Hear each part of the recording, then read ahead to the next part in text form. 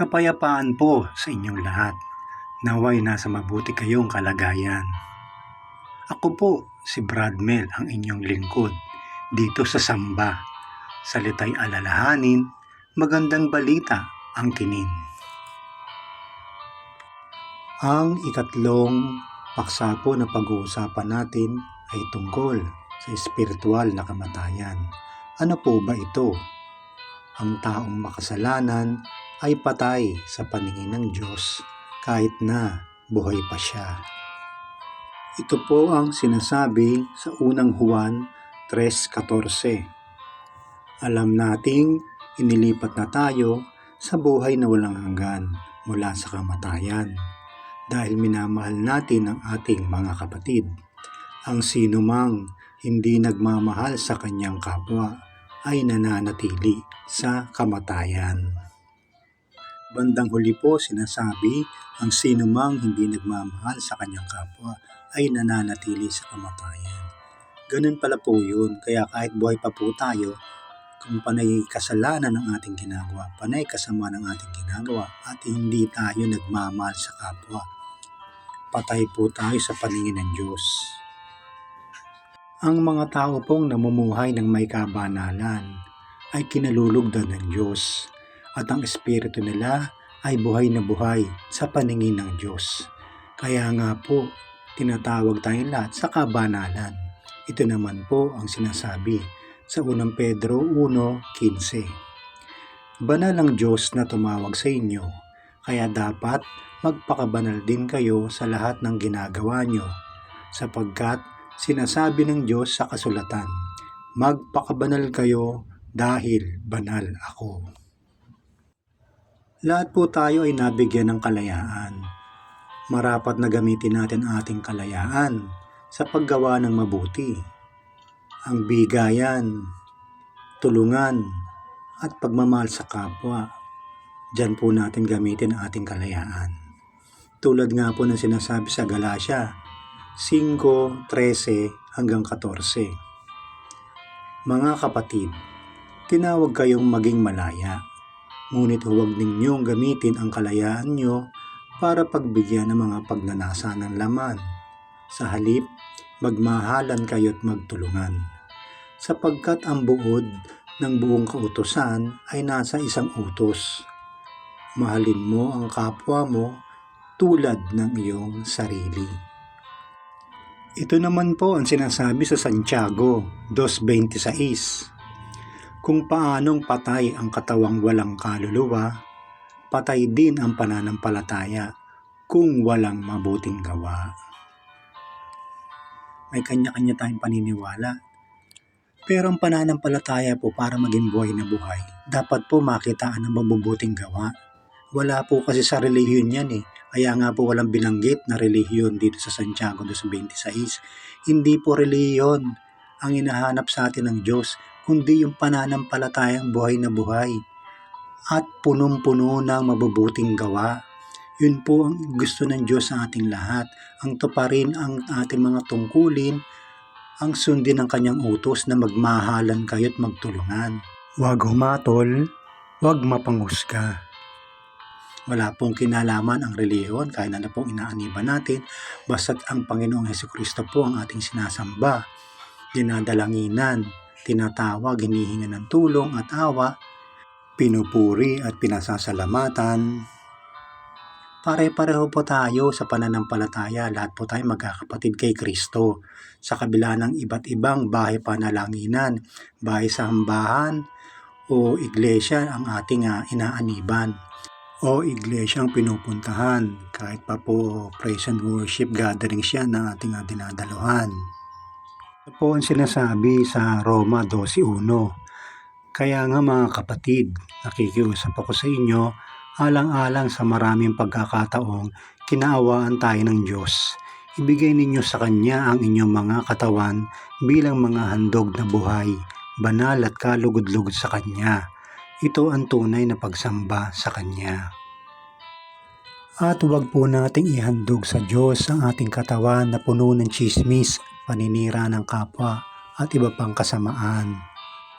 Ang mahalaga po, bilang mananampalataya ni Kristo, Dapat po kakitaan tayo ng buhay na pananampalataya. Ano po ba yun? Yung puno ng mabuting gawa. Napakaganda po ng sinasabi ng Diyos tungkol sa mga taong nagpapatuloy gumawa ng mabuti at naghahangad ng buhay na walang hanggan. Mababasa po ito sa Roma 2:7 at ito po ang sinasabi. Bibigyan niya ng buhay na walang hanggan ang mga taong nagpapatuloy na gumawa ng mabuti, na ang hangad ay makamtan ang karangalan, papuri mula sa Diyos at buhay na walang kamatayan. Bilang magkakapatid kay Kristo, iwasan po natin na magkaroon tayo ng espiritual na kamatayan. Kaya't patuloy tayong gumawa ng mabuti. Patuloy po tayo magmahal sa ating kapwa, lalo sa ating mga kapatid kay Kristo. Yan po natin ang unang Juan 3:14. Alam nating inilipat na tayo sa buhay na walang hanggan mula sa kamatayan dahil minamahal natin ang ating mga kapatid. Ang sino mang hindi nagmamahal sa kanyang kapwa ay nananatili sa kamatayan. At para makaiwas po tayo sa espiritual na kamatayan at makaiwas din na maging patay sa paningin ng Diyos, umiwas po tayo na makagawa ng masama sa ating mga kapwa. Ito nga po ang sinasabi sa Roma 13:10. Ang taong nagmamahal ay hindi gumagawa ng masama sa kanyang kapwa. Kaya kung nagmamahalan tayo, tinutupad natin ang buong kautusan. Paiwas po tayo na magkaroon ng espiritual na kamatayan, umiwas po tayo sa kasamaan at kasalanan. Paghariin natin sa ating buhay ang Panginoong Hesukristo. Ito nga po ang sinasabi sa Roma 13:13-14. Mamuhay tayo ng marangal dahil tayo ay nasa liwanag na. Huwag natin gawin ang paglalasing, magugulong kasiyahan, sexual na imoralidad, kalaswaan, ang pag-aaway at inggitan. Sa halip, paghariin ninyo sa inyong buhay ang Panginoong Hesukristo at huwag ninyong pagbigyan ang inyong makamundong pagnanasa. Ayan po, Roma 13:13-14. Lungkot po na katotohanan, kahit sa iglesia, kahit sa simbahan, kahit sa praise and worship, may mga chismoso-chismosa po, no? Nagkakalat ng mga maling kwento, paninira sa kapwa. May narinig na konting kwento, pinalaki. O, paninira po sa kapwa yan eh. Inaalisan nyo ng kapayapaan yung taong pinagkukwentuhan nyo, pinagtatawanan.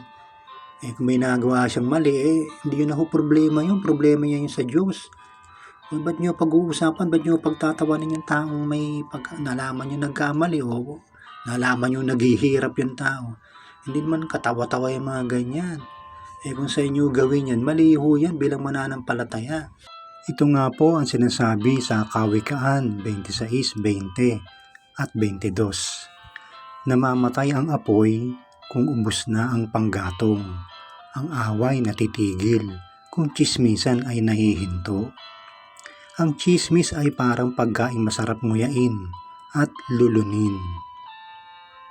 Yung napakinggan pong mga salita ng Diyos, yung mga napakinggang aral, sinasabuhay po yan. Wala po sa attendance niya kung gaano kakatagal sa iglesia, gaano kakatagal na nagsisimba o nag-praise and worship. Hindi po pinag-uusapan ng attendance dyan. Ang pinag-uusapan po mabubuting gawa. Tumutupad ba sa utusan? Ito po ang sinasabi sa Juan 12:47-48. Ang sino mang nakarinig ng aking mga aral, pero hindi sumunod ay hahatulan. Ngunit hindi akong hahatol sa kanya, sapagkat hindi ako naparito sa mundo para hatulan ang mga tao, kundi iligtas sila. May ibang hahatol sa ayaw tumanggap sa akin at sa aking mga aral. Ang mga salitang ipinangaral ko ang hahatol sa kanila sa huling araw. No, sa utos ng Diyos na magmahalang kayo, magtulungan. Yung paninira po sa kapwa, tinatanggalan nyo ng kapayapaan yung taong pinag-uusapan nyo, sinisiraan nyo. Kaawa-awa yung tao, nakatalikod kung ano-ano yung pinagsasabi nyo. O may nagkwento ng mali, nakinig naman yung iba, naniwala naman kaagad yung iba, hanggang umabot na sa opisina, di ba naman yan? Huwag ho tayong ganyan, kasamaan po yan. Alam niyo yung mga makakating dila sa loob ng iglesia, sa loob ng simbahan, sa loob ng praise and worship assembly, o at kung saan-saan pa. O ba't di natitigil yung mga ganyang tao? Dapat ho yan nasusupil. Ewan ko ba bakit hanggang ngayon naglipa na yung mga ganyang tao sa iglesia, sa simbahan, sa praise and worship group. Hindi ko nawawala yung mga ganyan. Yung mga inggitan, kaya na may nag-aaway po. Pati ba naman magkakapatid kay Kristo may inggitan pa? Nagdudulot po ng away at kaguluhan yung mga ganyan. Kaya dapat mahinto yung mga chismosa at chismosang yan, mga mapagawa ng kwento sa kapwa nila. Dapat po kung ano yung natanggap na aral, salita ng Diyos, isa buhay. Ito po ang sinasabi sa Roma 12:9 hanggang 10. Magmahalan kayo ng tapat. Iwasan ninyo ang masama at laging gawin ang mabuti.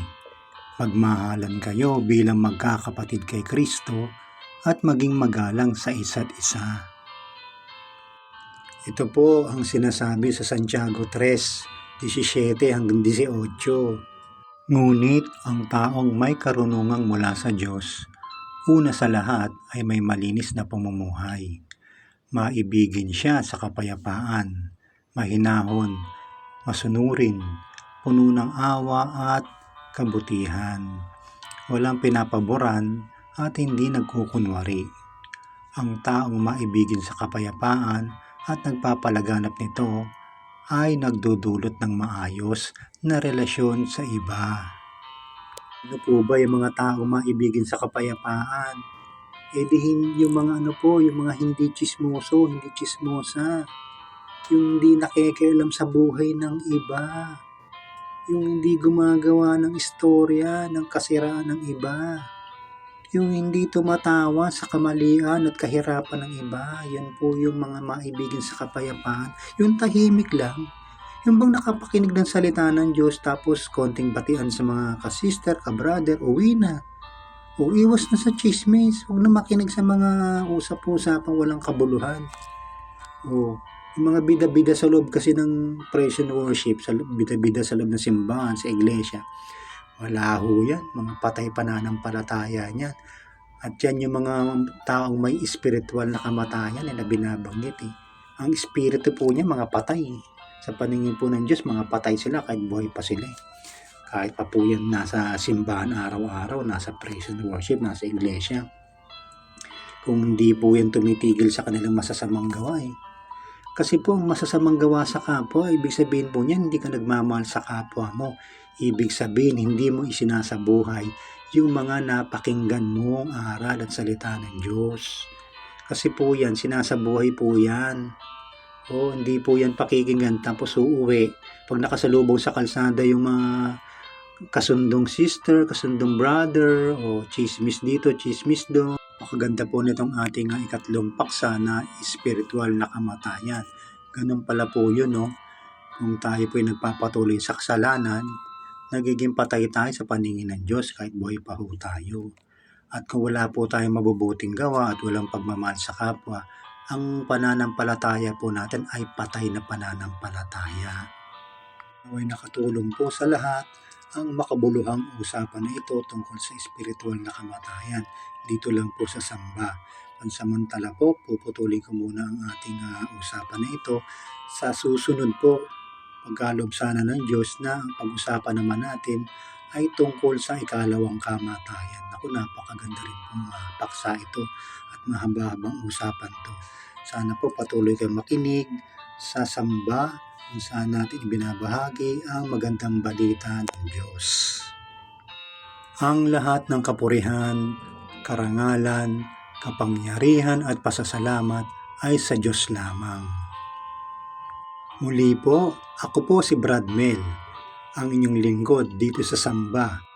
Salita'y alalahanin, magandang balita ang kinin. Maraming salamat sa Diyos. Maraming salamat po sa inyong lahat.